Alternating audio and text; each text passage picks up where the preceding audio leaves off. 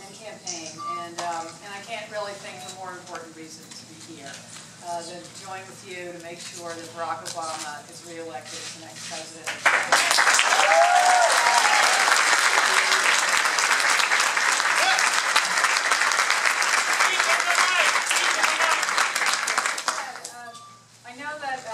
There are many similarities between this year and 1960, and when I go out, I usually do meet people who cast their first vote for President Kennedy or got involved in public service. I don't know if there's anybody here that thinks that you all look really young.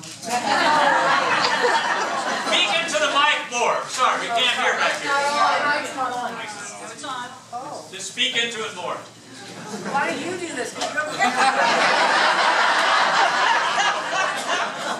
Oh, you like it?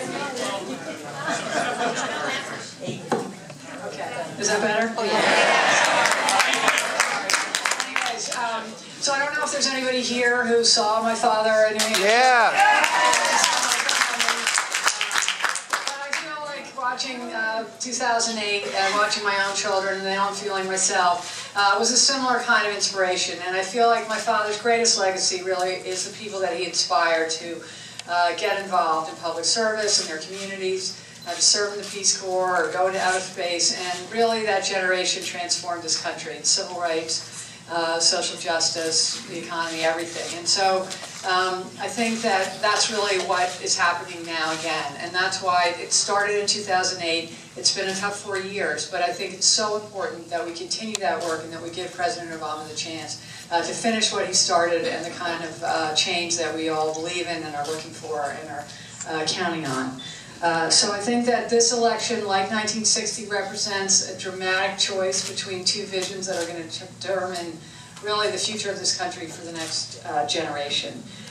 President Obama's vision that embraces opportunity, fairness, and a better future for all Americans, for all of our children. Or the Republican vision that will turn back the clock on so much of the economic progress and social justice progress that we've made. 4 years ago, I was incredibly inspired by President Obama, and I still am. As a mother, a woman, a lawyer, an educator, I really believe that he is fighting for the America that I believe in, and the values of justice, fairness, and opportunity that make this country great. I know that you probably felt the same way I did 4 years ago. I knew we were going to change history, and we did. President Obama didn't just change the way America looks at the world.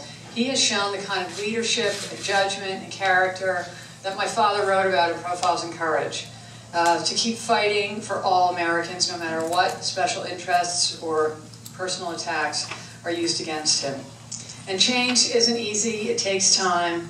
That's what I learned from my Uncle Teddy. You've got to keep fighting every day. This is not a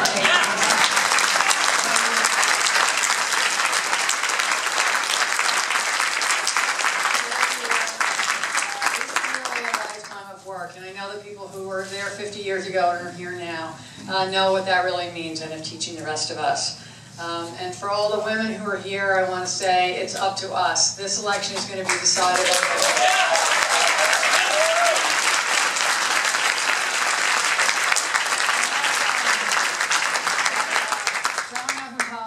I know that women decide all elections because we do all the work. But it's great, and I think this year more than ever, there are so many issues of particular concern to women that are absolutely on the ballot, and it couldn't be a clearer choice. And so I think that for all the men in our lives, it matters to them just as much. But I think that whether it's signing the Lilly Ledbetter Act, it's his first act in office, tripling the amount of women on the Supreme Court, and making sure that women have access to health care and the full range of health care preventive services. Thanks to President Obama, Don't Ask, Don't Tell is history, so is the war in Iraq, so is Osama bin Laden.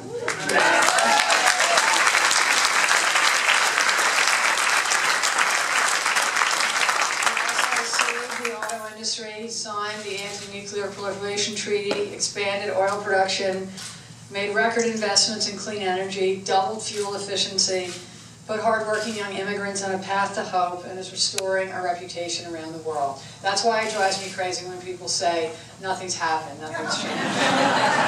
None of these were the politically popular things to do, but they were all the right things to do. And so was healthcare. Yeah!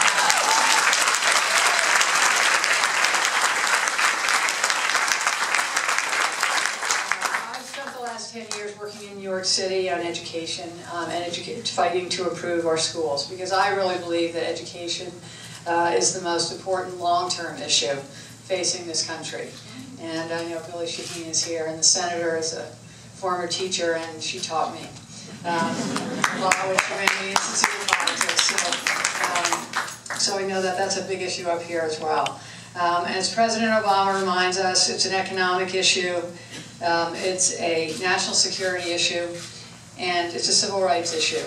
But most of all, I think it's really a moral issue, because as adults, there's really no greater responsibility that we have than how we raise and educate our children and the kind of world that we create for them.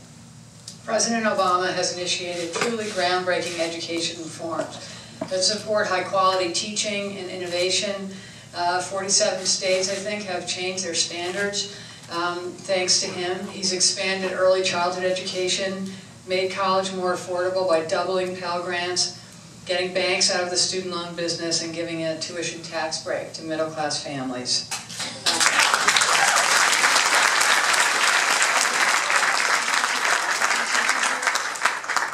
There's usually a bunch of teachers.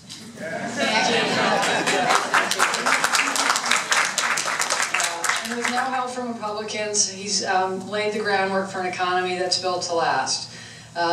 We all know he saved the auto industry, pulled us back from the brink of another depression, and has created 4.3 million new private sector jobs.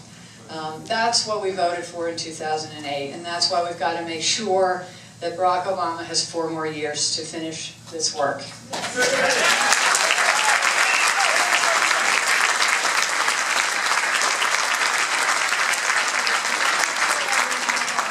now it's really our turn to do our part. We know this is going to be a divisive, expensive campaign.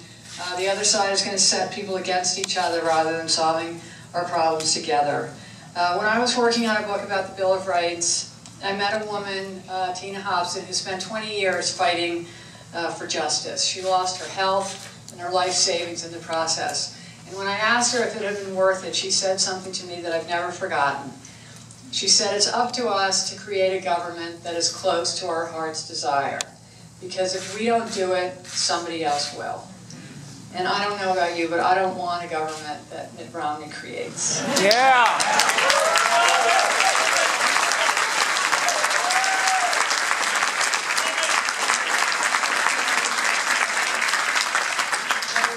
To Barack Obama's heart, one that fights for fairness, for families, and for our children's future. But the President is going to need each and every one of us, and everyone we know, to work our hearts out. I grew up hearing that in the 1960 election, if one person in every precinct had voted the other way, Richard Nixon would have been president earlier.